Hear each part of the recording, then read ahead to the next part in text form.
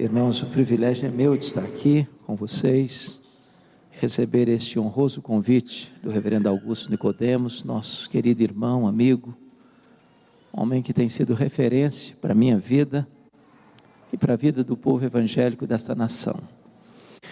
Eu quero partilhar com vocês o texto que está em Romanos capítulo 8,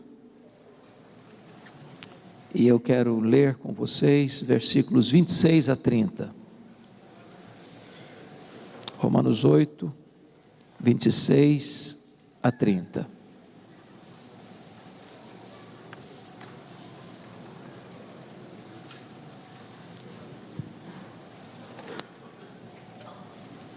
Também o Espírito, semelhantemente, nos assiste em nossa fraqueza, porque não sabemos orar como convém. Mas o mesmo Espírito intercede por nós, sobremaneira, com gemidos inexprimíveis. E aquele que sonda os corações, sabe qual é a mente do Espírito, porque segundo a vontade de Deus, é que Ele intercede pelos santos. Sabemos que todas as coisas cooperam para o bem daqueles que amam a Deus, daqueles que são chamados segundo o seu propósito. Porquanto, aos que de antemão conheceu, também os predestinou para serem conformes à imagem de seu Filho, a fim de que ele seja o primogênito entre muitos irmãos. E aos que predestinou, a esses também chamou. E aos que chamou, a esses também justificou. E aos que justificou, a esses também glorificou. Amém. Muitos de nós planejam, sonham, vencer na vida e não conseguem. Nem sempre o que planejamos, aguardamos e desejamos ardentemente torna-se realidade. Isso é um fato incontroverso. E eu queria ilustrar esse fato absoluto, trazendo a sua memória esclarecida, para ilustrar esta verdade, a saga esportiva brasileira. E eu lhes prometo de não relembrar a tragédia de 2014. Quero recuar um pouco mais, a 1950, quando o Brasil hospeda pela primeira vez uma Copa Mundial de Futebol. Naquela época, a imprensa internacional apontava o Brasil como forte candidato a sagrar-se campeão do mundo. E para não frustrar aquela expectativa, no Rio de Janeiro, no Maracanã, construído para aquela finalidade e ocasião, o Brasil abriu aquele campeonato no dia 24 de junho de 1950, goleando o México por 4-0. Logo em seguida, o Brasil vai para São Paulo, no dia 28 de junho, e empatou com a Suíça por 2-2. O Brasil retorna ao Rio de Janeiro, no dia 1º de julho, e ganha da então Iugoslávia por 2-0.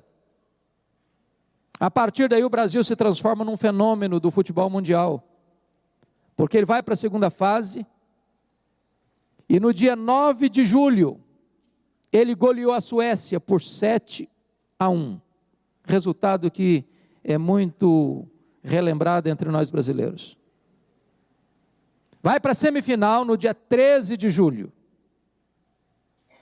e goleou a Espanha por 6-1. Então, no dia 16 de julho, seria a grande final, contra o Uruguai, dependendo apenas de um empate para sagrar-se campeão do mundo. Em todo o território nacional, as bandeiras eram desfraldadas. O povo nas ruas, nas praças, comemorava antecipadamente a vitória. Naquele dia, 16 de julho, o Maracanã tinha 199 mil torcedores.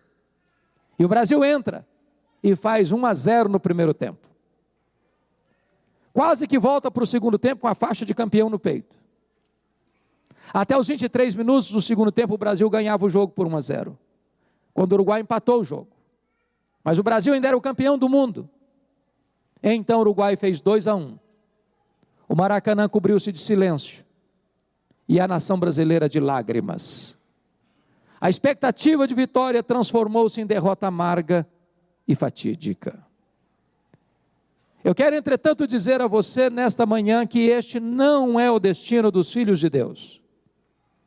Nós não temos apenas expectativa de vitória, nós temos garantia de vitória. Nós somos mais do que vencedores em Cristo Jesus, nosso Senhor. Esta vitória não foi garantida por nós. Essa vitória foi conquistada na cruz. Esta vitória é segura e absoluta.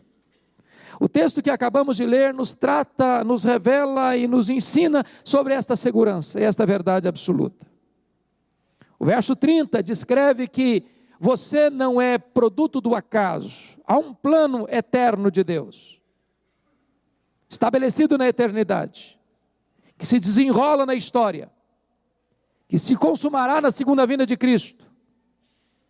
Mas esse fato é tão absoluto, e tão seguro, e tão certo, que no final do verso 30, Paulo diz assim: aos que Deus justificou, a esses Deus também glorificou, como um fato consumado, como uma verdade absoluta.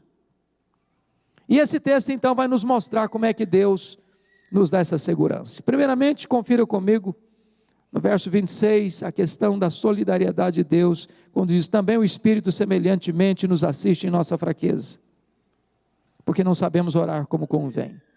Nós não somos vitoriosos porque somos fortes, nós somos vencedores apesar de sermos fracos. E a nossa fraqueza está exatamente no aspecto de que você e eu não sabemos nem orar como convém. Muitas vezes nós pedimos para Deus uma pedra pensando que estamos pedindo um pão. Pedimos para Deus uma cobra pensando que estamos pedindo um peixe. Pedimos para Deus que vai nos destruir pensando que estamos pedindo que vai nos dar vida. Então Deus não nos dá o que pedimos tantas vezes, Deus nos dá o que precisamos. Pelo fato de sermos fracos, Deus não nos escorraça, Deus não nos rejeita, Deus não nos joga para a lateral da vida. O Espírito Santo vem e nos assiste em nossa fraqueza. A ideia aqui de assistir é que a vida é um fardo tão pesado que você não consegue carregar esse fardo sozinho. Quantas vezes você já se desesperou da própria vida? Talvez haja alguém aqui nesse auditório que já pensou tirar a própria vida. Talvez nas noites mais escuras da alma você gemeu, chorou, sangrou. Mas você não naufragou, porque o Espírito Santo assistiu você na sua fraqueza. Mas esse texto nos ensina, mais do que isso, que este Deus está tão comprometido em conceder a você esta vitória, em conduzir você à sua glória, que dentro da Trindade, você tem 2 intercessores. Olha comigo o versículo 26 ainda: mas o mesmo Espírito intercede por nós sobremaneira com gemidos inexprimíveis. O primeiro intercessor que você tem é o intercessor legal, forense, jurídico, Jesus Cristo, o advogado justo. Ele está à destra de Deus Pai. Toda vez que chega diante do trono de Deus, do julgamento, do tribunal de Deus, uma acusação contra você, Jesus Cristo se levanta como seu advogado. Diz: Pai, por este pecado eu morri na cruz. Por essa acusação que ele e ela está recebendo, eu verti o meu sangue no Calvário. A morte que ele deveria receber, eu recebi no lugar dele, como seu substituto, como seu representante. Portanto, aqueles que estão em Cristo não tem mais nenhuma condenação pesando sobre eles. Aqueles que estão em Cristo Jesus estão quites com a lei de Deus e com a justiça de Deus. A defesa de Cristo é absolutamente eficaz. Mas agora, o apóstolo Paulo está dizendo que na Trindade você tem um segundo intercessor. É o Espírito Santo. A terceira pessoa da Trindade. Ele é o seu intercessor existencial. Ele não ora por você como Jesus à destra de Deus. Ele ora por você, em você, ao Deus que está sobre você. Como é que ele ora? De 3 maneiras. Primeiro, de forma intensa. Ele intercede por nós sobremaneira. Com a mesma ênfase de João 3,16, porque Deus amou o mundo de tal maneira. Segundo, Ele intercede por nós de forma agônica, com gemidos inexprimíveis. Irmãos queridos, eu penso, reverendo Augusto, que os grandes exegetas talvez não conseguiram ainda mergulhar em toda a profundidade dessa verdade. Eu penso, medito, leio, não consigo alcançar toda essa profundidade. Pense comigo, o que é um gemido? O que é um gemido? É um soluço da alma. Quando você não consegue articular em palavras todo o sentimento e toda a dor que você está sentindo, então você geme. Mas o Espírito Santo é Deus. Como tal, Ele conhece todas as línguas, todos os idiomas, todos os dialetos, de todos os povos, de todos os tempos, de todos os lugares. Ele conhece a língua dos anjos e a língua dos homens, a língua do céu e a língua da terra. E quando Ele está orando por você, em você, ao Deus que está sobre você, Ele não encontra sequer uma língua, nem no céu, nem na terra. Por isso Ele intercede com gemidos inexprimíveis. É com esta intensidade que o Espírito Santo ora por nós. Mas em terceiro lugar, esta intercessão, além de intensa e agônica, ela é também eficaz. Porque o verso 27 nos diz que a segunda vontade de Deus é que Ele intercede pelos santos. Em outras palavras, se eu não sei orar como convém, o Espírito Santo sabe. E Ele não desperdiça sequer uma intercessão em nós, por nós, ao Deus que está sobre nós. Mas agora chega o verso 28.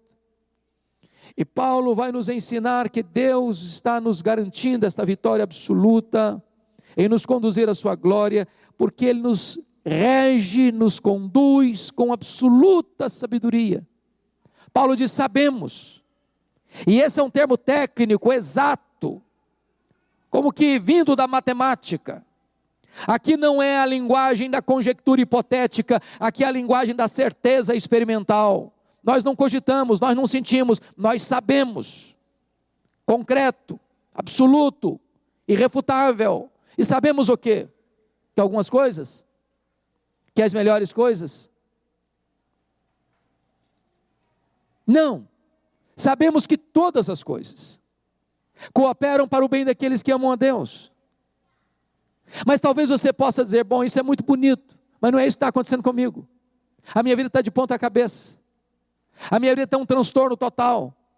Se eu contar a minha história, até pedra chora.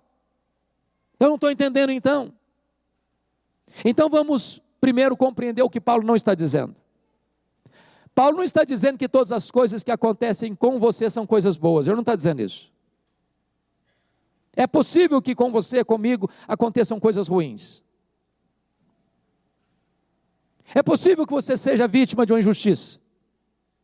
É possível que você seja agredido, fisicamente, emocionalmente, moralmente, espiritualmente. É possível que alguém fale mal de você, faça mal a você. Quando os irmãos de José, por inveja, por ódio, venderam-no para o Egito como escravo, aquilo não foi um ato bom. 22 anos depois, os seus irmãos encontram José no Egito, ele era o governador daquela terra, e José diz para eles, vocês intentaram mal contra mim, mas Deus o transformou em bem, para a conservação da própria vida de vocês. O que Deus está dizendo é que ainda que alguém fale mal de você, que alguém faça mal para você, Deus vai reverter isso em bênção para a sua vida. Paulo não está dizendo que essas coisas se encaixam, como que num jogo de coincidência. Não, absolutamente não. O que Paulo está dizendo é que Deus está tecendo uma espécie de tapeçaria divina na sua vida, misturando alegrias e lágrimas, saúde e enfermidade, descanso e trabalho, lutas e tréguas, para que tudo isso ao final coopere para o seu bem. É claro que Paulo também não está dizendo que todas as coisas cooperam para o bem de todas as pessoas, ele não está dizendo isso. Quem semeia vento, colhe tempestade, quem semeia na carne, da carne colhe corrupção, mas se você ama Deus, as mãos de Deus estão dirigindo o seu destino para o seu próprio bem. Talvez você ainda argumente, bom, mas isso não está acontecendo comigo. Então eu não estou entendendo o que Deus está fazendo na minha vida. Talvez não entenda mesmo. Mas se você não pode entender o que Deus está fazendo na sua vida, você pode entender Deus. Ele é seu Pai, Ele é soberano, e Ele está trabalhando não contra você, mas a seu favor. Não há Deus como o nosso, que trabalha para aqueles que nele esperam. E eu quero ilustrar isso para você.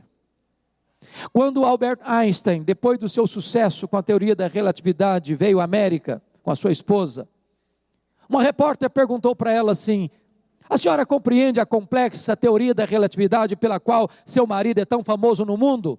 Ela respondeu: eu não compreendo a complexa teoria da relatividade pela qual meu marido é tão famoso no mundo, mas eu compreendo o meu marido. Quando você não puder entender o que Deus está fazendo, você pode saber que Deus é seu Pai. Ele ama você, Ele tem o melhor para você, e Ele está trabalhando por você. Deixa eu ilustrar isso de novo, mas de uma forma mais simples. Acho que todos vocês conhecem o autor Gary Chapman. O seu livro, As 5 Linguagens do Amor, é muito conhecido no Brasil. E ele conta que quando era criança, ele brincava aos pés da sua mãe, e a sua mãe fazia um bordado à mão.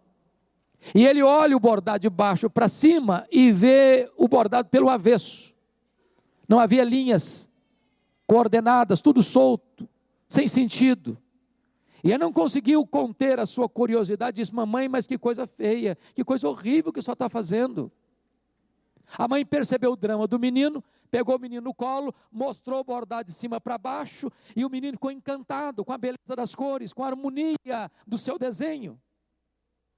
Talvez você e eu estamos olhando para a vida pelo avesso. Um dia Deus vai sentar você no seu colo e mostrar de cima para baixo, e você vai entender então que sempre Deus trabalhou para que todas as coisas cooperassem para o seu bem. Mas talvez você pergunte: que bem é esse? É ser rico? É ser famoso? É ter saúde inabalável? É ter seu nome nas manchetes dos jornais? Paulo não deixa dúvida, o verso 29 responde: Deus predestinou você para você ser conforme a imagem do seu Filho. O grande projeto de Deus na sua vida é você ser parecido com Jesus. Deus não quer apenas levar você para a glória, Deus quer também transformar você à imagem do Rei da Glória. Ter dinheiro, ter sucesso profissional, ter saúde, pode até vir a reboque. Mas o grande projeto de Deus na sua, na minha, na nossa vida, é que nós sejamos parecidos com Jesus, o seu Filho. Como é que Deus faz isso? O verso 30 responde: aos que Deus predestinou. Eu quero dizer para você que tudo começou com Deus. A decisão de salvar-nos não vem de nós, vem de Deus. Não começou na terra, começou no céu. Não começou no tempo, começou na eternidade. Não começou com o homem, começou com Deus. Foi Deus quem amou você primeiro. Quando você ama Deus, o seu amor por Deus é apenas o refluxo do fluxo do amor de Deus por você. Não foi você quem escolheu a Deus, foi Deus quem escolheu você. Quando você atendeu o convite de Deus, é porque Deus já havia chamado você, conhecido você, amado você e atraído você com cordas de amor. Mas Deus não chamou você porque Deus previu que você ia crer nele. Não. Não. Você creu nele porque Deus escolheu você.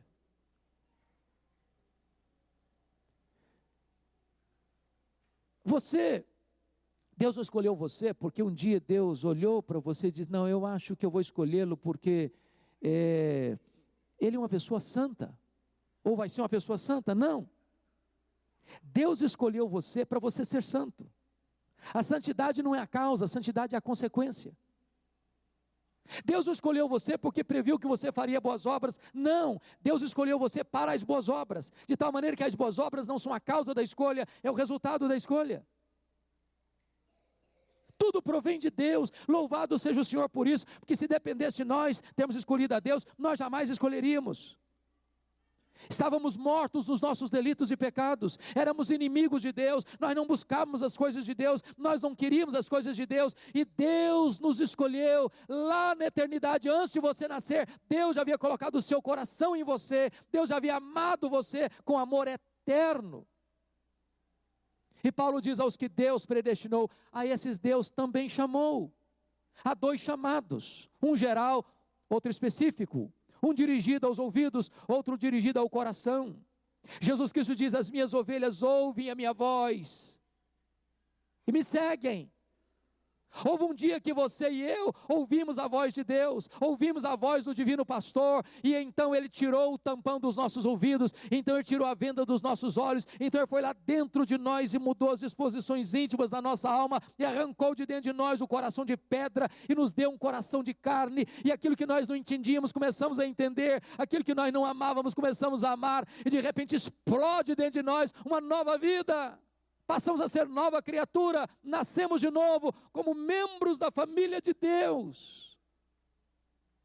Deus chama na rua, Deus chama no hospital, Deus chama no campo de futebol, Deus chama no bar da esquina, Deus chama na igreja, Deus chama na sua casa, Deus chama, e a voz de Deus é poderosa, a voz de Deus é irresistível.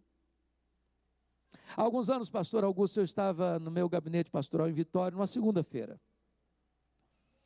Se aproxima um senhor de seus 30 e poucos anos, bateu a porta, disse: eu posso falar com o senhor? Falei: claro que pode. Ele me disse: eu estive aqui ontem, no culto da igreja, no culto à noite. E eu disse: o senhor é bem-vindo aqui. E ele me respondeu: mas eu não vim participar do culto. E eu perguntei: então, o que o senhor veio fazer? Ele me respondeu: eu era um traficante. Eu vim aqui roubar um carro. Eu estava olhando os carros estacionados de frente ao templo, para saber qual carro eu levava. Quando de repente eu escutei uma música do coral, que brotava de dentro do templo. E eu fui atraído irresistivelmente por essa música. Do jeito que eu estava, com meu revólver 38 na cintura, eu entrei. Quando eu entrei, eu fui tomado por um poder maior do que eu podia imaginar. Eu fui tomado por uma profunda convicção de pecado. O meu coração foi quebrantado, os meus olhos foram abertos, a minha alma foi atingida pelo poder de Deus, e eu fui tomado por uma convicção de que eu era pecador, perdido, carente da graça de Deus. Ali mesmo eu me rendi ao Senhor, saí correndo para casa com lágrimas nos meus olhos. Quando eu cheguei em casa, minha esposa me perguntou: o que aconteceu com você, Ricardo? Alguém te feriu? Alguém te machucou? Eu disse para ela, pastor, ontem à noite: não, mulher, aquele homem que você conhecia morreu, eu sou uma nova criatura, Deus mudou a minha vida.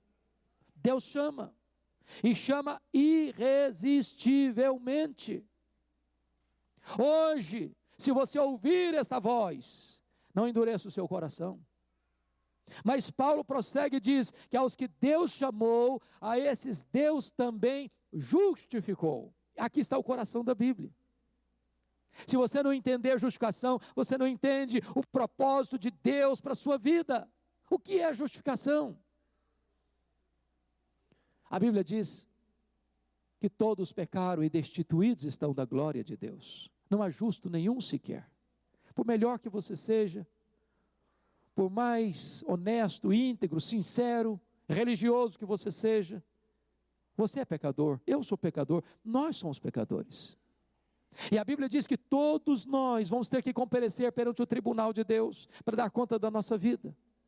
E a Bíblia diz que naquele grande dia do juízo, os livros serão abertos, e nós vamos ser julgados conforme o que estiver escrito nos livros.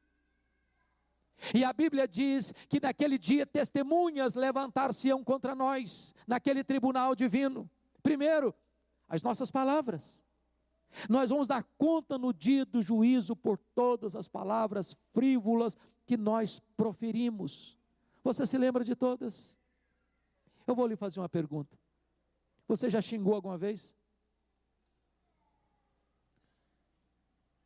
Você já falou mal dos outros alguma vez? Você já perdeu o controle emocional alguma vez? Você já mentiu alguma vez? Você já contou piada imoral alguma vez? Talvez você não se lembre mais, mas tudo está registrado nos anais do tribunal de Deus. E vamos dar conta no dia do juízo por todas as palavras frívolas que proferimos. Vamos dar conta no dia do juízo pelas nossas obras. Aquilo que você fez, seu pai não viu, sua mãe não viu, seu marido não viu, sua esposa não viu, seus filhos não viram, seu pastor não viu, a lei não viu, Deus viu. Aquilo que você fechou a porta do quarto para ninguém ver, Deus estava lá. Ninguém pode ocultar nada daquele cujos olhos são como chamas de fogo. Mas nós vamos dar conta no dia do juízo pelas nossas omissões. A Bíblia diz que se você sabe que deve fazer o bem e não faz, nisso você está pecando. Jesus Cristo narra lá em Mateus capítulo 25, 31 a 46, que quando Ele vier na sua majestade e glória, Ele vai se assentar no trono e vai julgar as nações, separando uns à direita, outros à esquerda, e vai dizer aos que estiverem à sua esquerda: apartai-vos de mim, malditos, para o fogo eterno, preparado para o diabo e seus anjos. E você vai perguntar: mas o que é que essas pessoas fizeram? Sabe o que fizeram? Nada, absolutamente nada, só deixaram de fazer. Estive com fome e não me deste comer, estive com sede e não me deste beber, estive nu e não me vestiste, estive doente e não fostes ver-me, estive preso e não me visitaste, estive forasteiro e não me abrigaste. E as pessoas vão dizer: mas quando te vimos assim? E Ele vai dizer: todas as vezes que deixaste fazer um desses pequeninos a mim.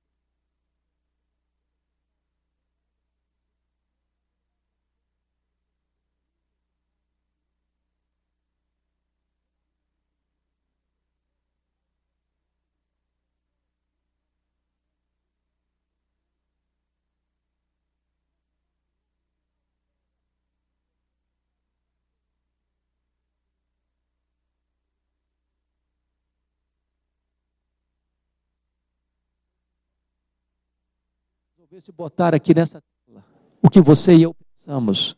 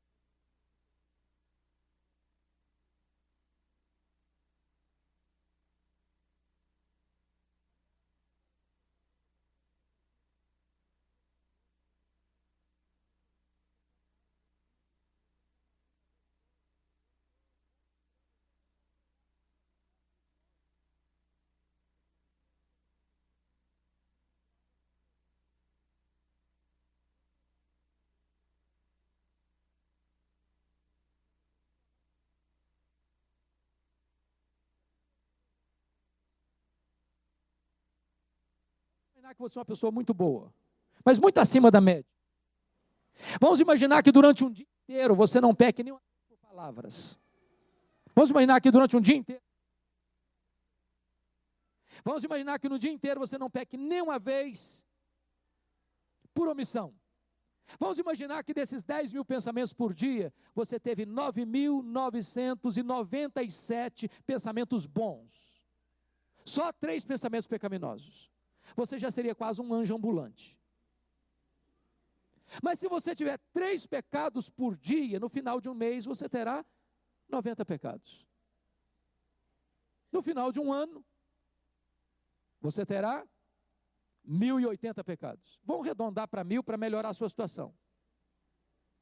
Se eu tivesse só 1.000 pecados por ano, eu estaria hoje com 57 mil pecados.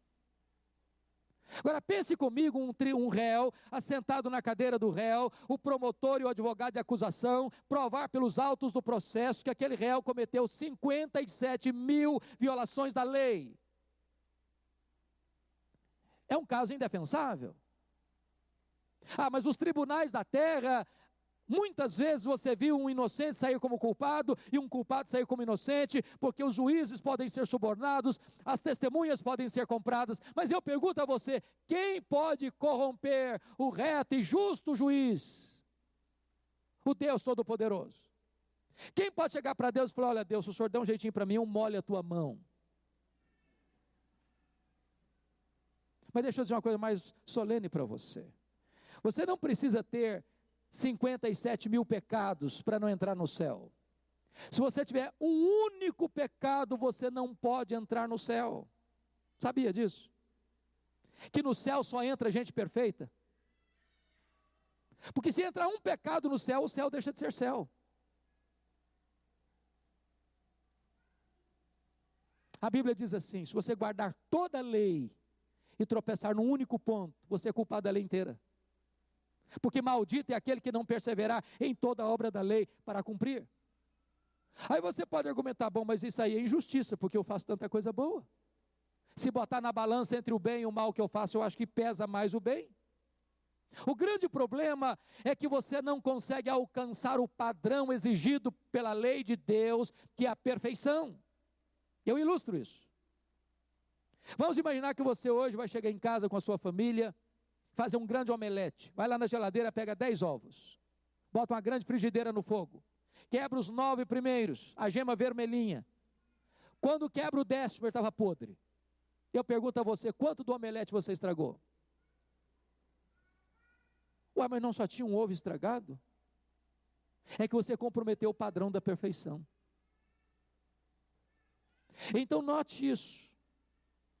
Para você entrar no céu, você tem que ser perfeito. Mas você não é perfeito, eu não sou perfeito. Aí você pode argumentar assim: bom, se é desse jeito, então eu estou frito. E se você pensou assim, parabéns, é isso mesmo, você está frito. Não há mínima chance de você, eu, nós, sermos salvos pelas nossas obras, pelos nossos méritos, pelos nossos predicados morais, pela nossa religiosidade. É impossível. Seria a mesma coisa você se levantar pelos cordões dos seus sapatos. Mas a boa nova que eu tenho para você nesta manhã é que o que você não consegue fazer, não pode fazer, Deus fez por você. Deus enviou o seu Filho ao mundo como seu fiador, como seu representante, como seu substituto. Quando Jesus Cristo estava lá na cruz, a Bíblia diz que Deus lançou sobre ele a iniquidade de todos nós. Ele foi feito pecado por nós. Ele foi feito maldição por nós. Ele carregou no seu corpo, sobre o madeiro, os nossos pecados. Ele foi traspassado pelas nossas iniquidades. Ele foi moído pelos nossos pecados. Agradou a Deus moê-lo. Quando ele foi feito pecado por nós, o seu, o meu, o seu, o nosso pecado estava sobre ele. Diz a Bíblia que o sol escondeu o rosto dele e houve trevas ao meio-dia. O próprio Pai esconde o rosto dele e ele grita: Deus meu, por que me desamparaste? Naquele momento ele era pecado, naquele momento ele foi feito maldição, naquele momento a lei exigiu a sua morte, porque o salário do pecado é a morte.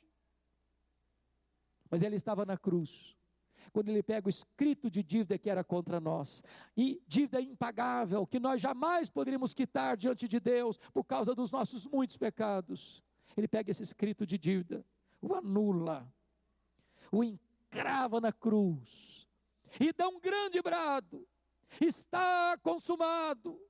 Aquele que crê em mim não deve mais nada, está justificado. Eu quero dizer para você, querido, que justificação é muito mais do que perdão. Perdão é um conceito negativo, justificação é um conceito positivo. Eu ilustro isso. Imagine que você devesse R$1 milhão ao banco, você está falido, não tem um centavo. Alguém vai lá e deposita R$1 milhão na sua conta e a sua dívida é quitada. Você está livre. Você não deve mais nada. Mas se você estava quebrado, quebrado continua. Você não tem mais dívida só, mas está quebrado ainda. Isso é perdão. Justificação é mais do que isso. Lá na cruz aconteceram 3 transações. Primeiro, diz a Bíblia que Deus estava em Cristo reconciliando consigo o mundo, não imputando aos homens as suas transgressões. Sabe o que está escrito lá? Deus não pôs a sua dívida na sua conta. Dívida impagável. Segunda coisa, aquele que não conheceu o pecado, Deus o fez pecado por nós. Sabe o que está escrito? Deus transfere a sua dívida para o seu filho. E o que ele fez com a sua dívida? Ele a quitou, ele a pagou, não com ouro, não com prata, mas com o seu próprio sangue. Agora, em terceiro lugar, aquele que não conhecia o pecado, Deus o fez pecado por nós, para que nele nós fôssemos feitos justiça de Deus. Deus vai lá no tribunal do céu e deposita na sua conta um valor infinito, a justiça plena e perfeita do seu Filho. Quando Deus puxa a sua ficha no tribunal do céu, está escrito lá assim: não deve mais nada, está quites com a minha lei, está quites com a minha justiça, toda a justiça do meu Filho está depositada aqui na sua conta. Temos plena certeza e garantia. É por isso que Paulo não se equivocou quando ele conjuga o verbo glorificou. Aos que justificou, a esses também glorificou. Qual o tempo verbal aqui? Pretérito perfeito, um fato consumado. E eu pergunto a vocês, a glorificação já aconteceu? Não. Não. Quando ela acontecerá? Quando Jesus voltar. Mas na mente de Deus, nos decretos de Deus, você que foi predestinado, chamado, justificado, já está no céu. Nada nem ninguém pode afastar você desta verdade gloriosa. E Paulo conclui então dizendo o seguinte, com 5 perguntas retóricas: se Deus é por nós, quem será contra nós? Aquele que não poupou seu próprio Filho, antes por todos nós o entregou, porventura não nos dará graciosamente com ele todas as coisas? Quem tentará acusação contra os eleitos de Deus? É Deus quem os justifica. Quem os condenará? É Cristo Jesus quem morreu, ou antes quem ressuscitou, o qual está à destra de Deus e também intercede por nós. Quem nos separará do amor de Deus que está em Cristo Jesus? Será perseguição, tribulação, angústia, fome, nudez, perigo ou espada? Não, sabemos que por meio de todas essas coisas somos mais do que vencedores em Cristo Jesus. E eu estou bem certo de que nem a morte, nem a vida, nem anjos, nem principados, nem poderes, nem altura, nem profundidade, nem qualquer outra criatura poderá nos separar do amor de Deus que está em Cristo Jesus, nosso Senhor. Que verdade bendita, que salvação gloriosa, que certeza inabalável. E nesta manhã, eu quero terminar fazendo 2 breves aplicações. Primeiro, se você entrou aqui hoje, e você tinha plena segurança da sua salvação em Cristo Jesus, viva os dias da sua vida para glorificar este Deus, por tão grande salvação. Se você entrou aqui hoje, e não tinha ainda esta garantia, essa certeza, hoje é o dia da sua salvação. Hoje é o dia da sua oportunidade. Hoje você está ouvindo a voz de Deus. Hoje a voz do Evangelho está ecoando no seu coração. Hoje Deus está chamando você. Hoje os portais da graça estão abertos para você. Hoje Jesus Cristo, Filho de Deus, convida você: vinde a mim, você que está cansado, sobrecarregado e oprimido, e eu vou aliviar você, eu vou dar descanso para a sua alma. Hoje o sangue do Cordeiro pode limpar você, lavar você. Hoje o Espírito Santo pode entrar em você e fazer de você uma nova criatura, e ter o seu nome escrito no livro da vida, e você ter a certeza, a alegria, a garantia da vida eterna. Seu filho não pode decidir-se por você. Sua mulher não pode decidir-se por você. Sua mãe não pode decidir-se por você. Seu pai não pode decidir-se por você. Essa é uma decisão sua, pessoal, intransferível. E hoje, agora, é o tempo da sua oportunidade. Curva sua fronte, por favor. Feche seus olhos. Fale com Deus. Ele está aqui. Ele é poderoso para salvar. Ele é rico em perdoar. Ele tem prazer na misericórdia. Não importa quem é você, não importa quão longe você tenha ido, não importa quão profundo você tenha caído, hoje, Deus é poderoso para salvar você, perdoar os seus pecados, dar a você a vida eterna. A Bíblia diz que é com o coração que se crê para a justiça, e é com a boca que se confessa a respeito dessa salvação. Jesus Cristo disse: em verdade vos digo, quem crê em mim tem a vida eterna. Se hoje você ouvir a voz de Deus, diz a Escritura, não endureça o seu coração. Hoje é o tempo da oportunidade. Hoje pode ser o dia mais feliz da sua vida, a decisão mais importante da sua história, uma decisão de consequências eternas. Hoje você pode se render a Cristo recebê-lo como seu Salvador pessoal, entregar-se a Ele e ser salvo, ser perdoado, ser redimido, ser resgatado. Deus, eu te peço em nome de Jesus, que Tu apliques a Tua palavra a cada coração, que Tu retires o tampão dos ouvidos, a venda dos olhos, que Tu operes, meu Deus, o milagre da regeneração,